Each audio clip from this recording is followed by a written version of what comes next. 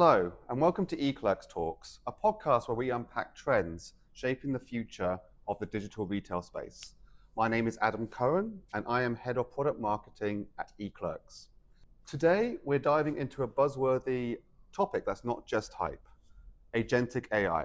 What it is, how does it differ from traditional AI, and how are brands using it to win on the digital shelf.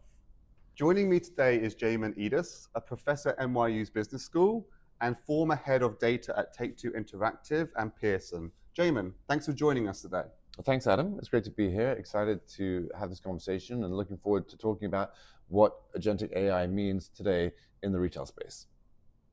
So let's start with the basics. Agentic AI sounds sophisticated, but what does it actually mean in plain English for those who don't know? Well, I think to start, let's take it up a notch and just litigate what the term artificial intelligence means. I mean, it's really just a computer system that does tasks that a human intelligence would otherwise do. So that might be understanding language, pattern recognition, recognizing images, reasoning, critiquing, that sort of thing. Now, despite the hype of the last 2 or 3 years, it's been around in some way, shape, or form for decades. If you think about the umbrella term artificial intelligence, nested within that, people typically within this space will put machine learning, right? So just a statistical method for creating sense and models from huge amounts of data. You have machine learning, you have neural networks, you have deep learning, and now more recently, generative AI has been what people think about as artificial intelligence in the last 2 or 3 years, right? So based on large language models, LLMs. So agentic AI seems to be the current sort of frontier of that space. So what does agentic AI mean? Well, agentic AI is really just the automation of workflows. So if you think about what you and I might do as tasks in an office, drafting invoices, submitting things for payments, if you think about what might happen in a factory, or the decisions even that we make when we're getting behind the wheel of a car, all of those are just workflows. And what agentic AI does is it takes those, decomposes it into logical steps, and then automates it. Now, sometimes that can be done in a physical form factor. So if you think about distribution warehouses and pick, pack, and ship, which has been around for a very long time, of course, typically done by human beings, packaging things, moving them around the floor, and putting them on conveyor belts, etc. Now, if you look at a warehouse from someplace like Amazon, a lot of those workflows have been automated with robotics physically. A lot of the agentic AI people are talking about today is automating tasks or workflows of cognition and logic.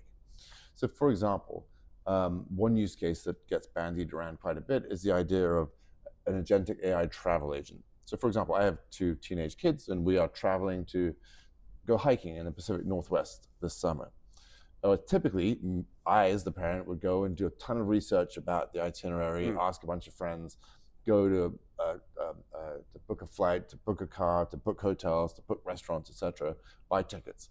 In a world of agentic AI, all of those logical steps would be automated, and I would just go to whatever the foundational model or discrete agentic AI tool is, and say, book me a 10-day itinerary for 3 adults that has a budget of $5,000 that allows us to do hiking and could take us from Portland to Vancouver. And I sit back. Now, current state of where we are today with OpenAI and Gemini and Claude and Perplexity, that will give me a bunch of recommendations about where to go and how much it might cost. Agentic AI would take the next step and would actually execute on that. It would have my identity, it would have my credit card, it would have my directive, and it would go ahead and book those. Now, that means that there is a lot of trust inherent in me trusting that tool to make the right decision. And that's where the concept of trust and guardrails comes in.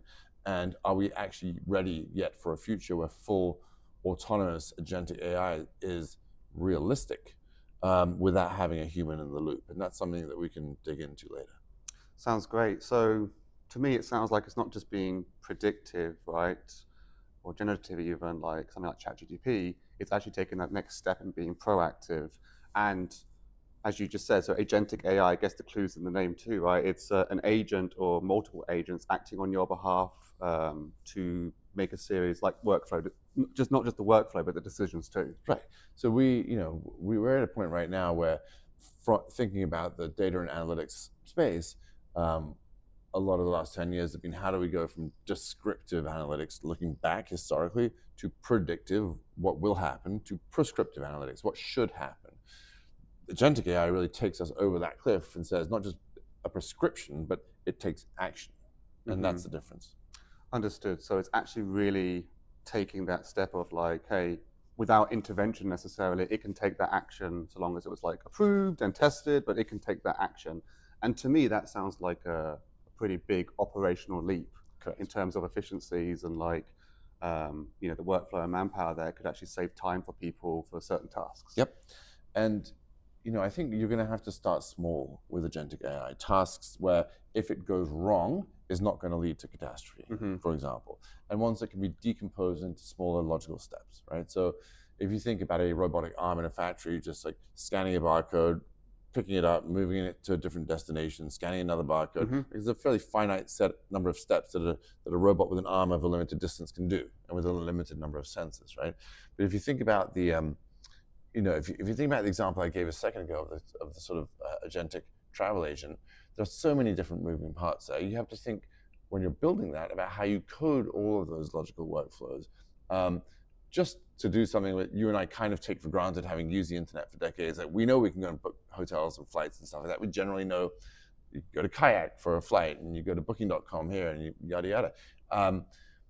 Someone somewhere, groups of people are going to have to code that logic, and they're going to train the AI agent to learn on the fly as well, because it's going to encounter novel situations. And so governance, trust, guardrails, again, human in the loop, all really, really important topics for us to be thinking about when we look at agentic AI today. So now that we understand what we mean by agentic AI, what are some ways in the real world agentic AI is showing up for retailers and e-commerce teams today? Right.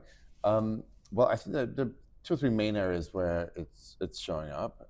Some of them in current use, and some a little bit more future facing. So, I would say the top 3 areas are: number 1, product content optimizations. That's really using agentic AI to constantly test and refine product titles, images, descriptions, etc., metadata, gauging engagement, conversion data, and without needing a human to sit in the middle and approve those changes. It's constantly optimizing and iterating and A/B testing. So again, that takes a lot of training data, takes a lot of faith for that to happen. You'd be testing that out in sandbox environments, or maybe for SKUs where it doesn't matter if it goes slightly wrong before you have to scale up. But definitely it requires a sort of test and learn mentality. So content optimization, number 1. Number 2, I would say, is around dynamic pricing. So when I was leading the team at Take-Two Interactive, which is a video game company that owns Rockstar Games, Zynga, 2K, we were building dynamic pricing models for about 1,500 of our SKUs. And a lot of that, of those models were built not only on the performance of our past promotions and pricing, but also on what our competitors were doing. And we were analyzing and auditing the market in real time. It's a couple of times a day with about 300 different retailers across 25 different territories, and looking at the fluctuations in pricing that our competitors were offering, and benchmarking that against our historical performance. So, we built that model. At that point, we were still giving that prescription to our sales team to make the final determination. So layering on their domain expertise and their experience, and that was them, wanting to keep control, and it made sense at the time. We want, agentic AI is still a fairly frontier thing right now in 2025, and so you can understand why in the last couple of years people didn't give full free rein to what the models were suggesting. But in the future, especially when you are talking of retailers like Walmart and Target, etc., and you have millions of SKUs out there, humans can't be in the loop for all of that. Right. We had a fairly small footprint. Even if just 1,500 SKUs was too much for a team of X salespeople to make a decision. When you're doing it at the scale of Walmart, Target, Kroger's, Amazon, you need to be able to have some trust in allowing the agentic AI to operate with scale. So dynamic pricing is the second one. The third one is around the area of inventory and assortment planning. So that's where AI would identify slow-moving products, reposition inventory across different regions, different platforms, different retailers, and even recommend if products need to be retired. Now, again, for all 3 of those examples, we're at this slightly uneasy place in time where we know what the art of the possible is. We can run experiments, but do we have the full faith that we want to let these agents run loose on our business? We're still human beings. We have incentives. We have egos. We have hunches. And all that human intervention is not going to go away. What agentic AI allows us to do is operate and extrapolate that at scale. And I think that's the real thing that's going to make this absolutely fundamental to the way that we do business in retail and e-commerce in the future. Sounds great. And just to kind of add to that point then, so can we think of it as there's a lot of potential, obviously, at Agentic AI, and we're at sort of like the starting point of it, and we're testing out on a smaller scale just to kind of see its effectiveness. And with that then, would you say it's kind of, is it right to say it's kind of trial and error today, or is that a wrong way of thinking about it? I think it's an experimental mentality and the need to A/B test and making sure that culture is permeated throughout the company, that there has to be some kind of appetite for failure, right? As long as the failure doesn't, the automated failure does not outstrip that of human failure, then we're in a good spot. Right. So having benchmarks and understanding error rates in the daily business of human and manual completion of tasks versus automation. A good example where I've seen that happen is one of my former roles. Our data science team was working with the finance department. And this was a public company, so we had to report guidance every quarter, right? And that was done by the finance team that had decades accumulated of experience, of domain expertise, and they were running models in Excel to do their forecast. The problem is that for a number of quarters, we had missed on our guidance, and that obviously is not a good look to investors, to Wall Street. And we took our data science team and said, look, we believe that we can build a machine learning based model here that will beat yours. And they were skeptical at the beginning. They thought this was just some sort of black box math that was happening. But we built our models based on historical data. And we had decades as a public company of historical data. And the first quarter we beat the finance team's model. And they thought, great, but we don't fully trust it yet. So we did it a second quarter and we beat them, and a third quarter and a fourth quarter. And by the fourth quarter, the finance team was like, okay, we get it. You're using the power of big data, machine learning models, AI effectively, and it's doing a better job at forecasting. So they still wanted to see the final product before it was publicly released. But at that point, they understood the methodology and they trusted the output. And by the way, the outcome is we stopped missing guidance. So that is a huge commercial win. No, absolutely, and it touches on those points, right? Maybe show some smaller wins to begin with, get some confidence in it, get some buy-in, as you would for any kind of initiative or project, right? But it sounds like once the value is shown a few times, people really start buying into that. Absolutely. Okay, great. So agentic AI also helps with boosting share of search and product visibility, right? That's correct. So Agentic looks at how your products are ranking, how they're performing. It takes actions to improve that, whether that's changing keywords, for example, updating copy, shifting promotional timing, dynamic pricing. So what we're seeing now is it's no longer just a static strategy, but a dynamic and responsive one. Makes sense. Okay, so let's say I'm a leader in retail and I'm evaluating AI-powered vendors, right, in this space.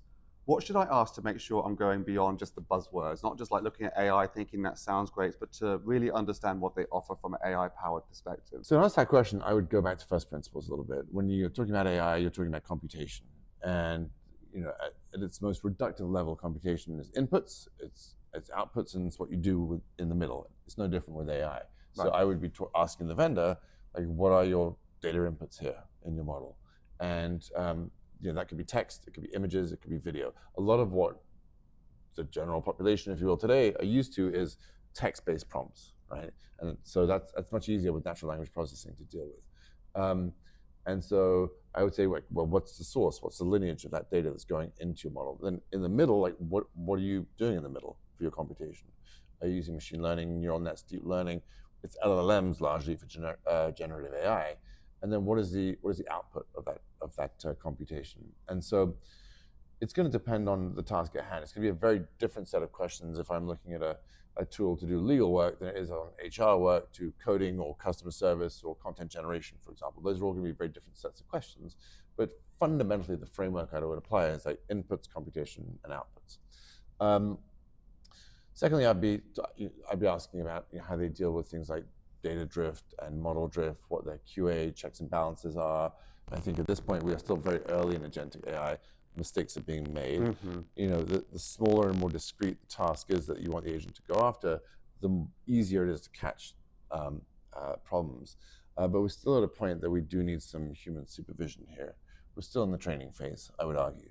I would then say, like, well, okay, how does the system then learn in an automated fashion over time? The more you scale the data, scale users, and you scale outcomes, the more errors you capture. How are you decomposing that, and how are you remediating that? So those are some of the questions that I would be asking as I think about the vendor. But also, I think we're coming to a world in the next couple of years where you are going to get huge companies with large foundational models that are building moats around them. And it's going to become somewhat commoditized. And those foundational models are a lot that we're using today. It's going to be from OpenAI, Google, Gemini, Claude, Perplexity, etc. And those foundational models that cost hundreds of billions of dollars to maintain, and upgrade, it's going to be like there'll be, right now, if I looked at the market, there's probably 5 leading cloud providers.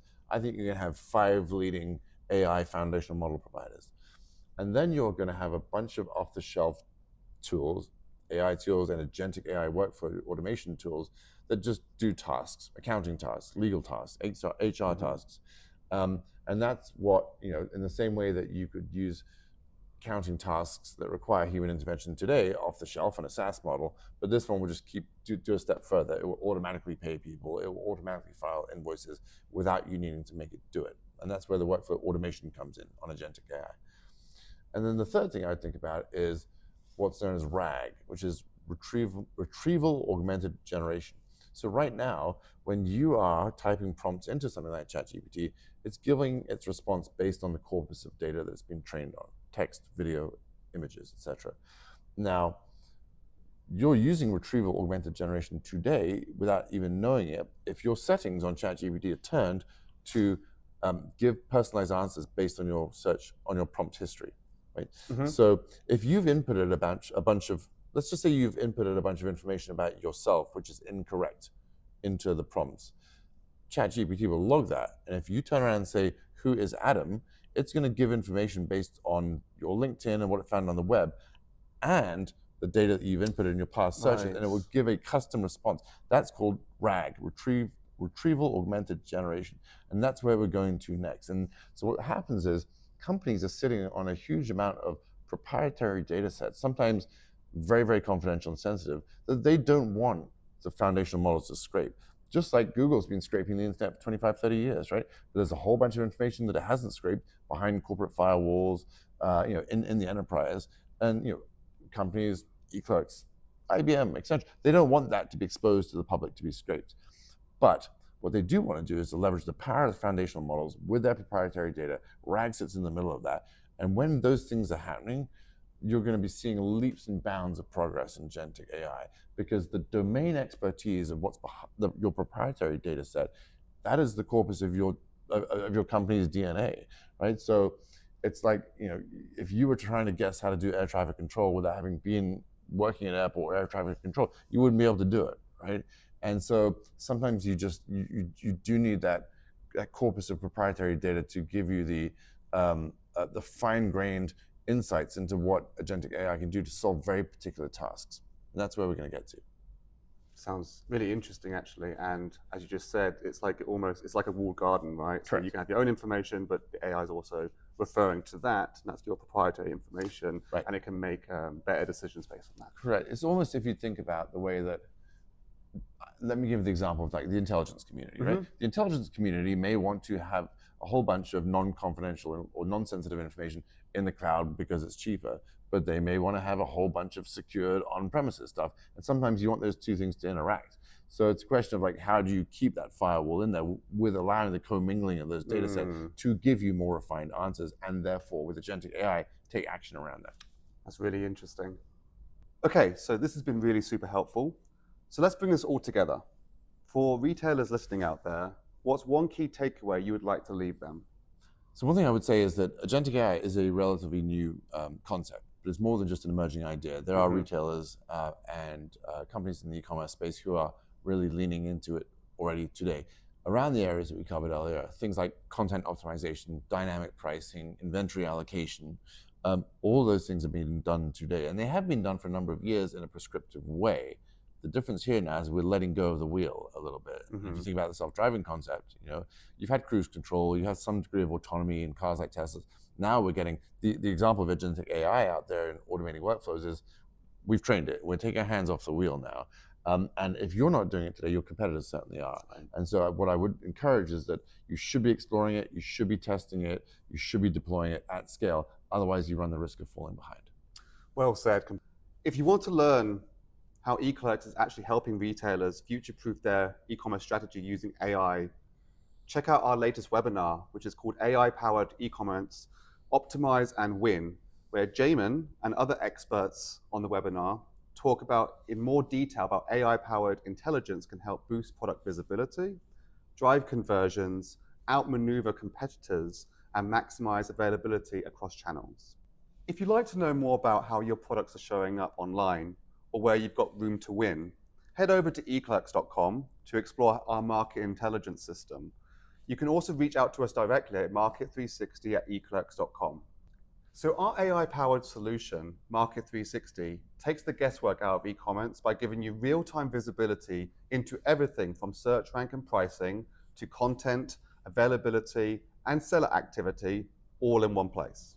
With Market 360, our AI-powered digital shelf platform, you get instant clarity on how your products are showing up online, everything from search performance and pricing to content accuracy, stock levels, and even third-party seller activity. Thanks for watching, and we'll see you at the next one.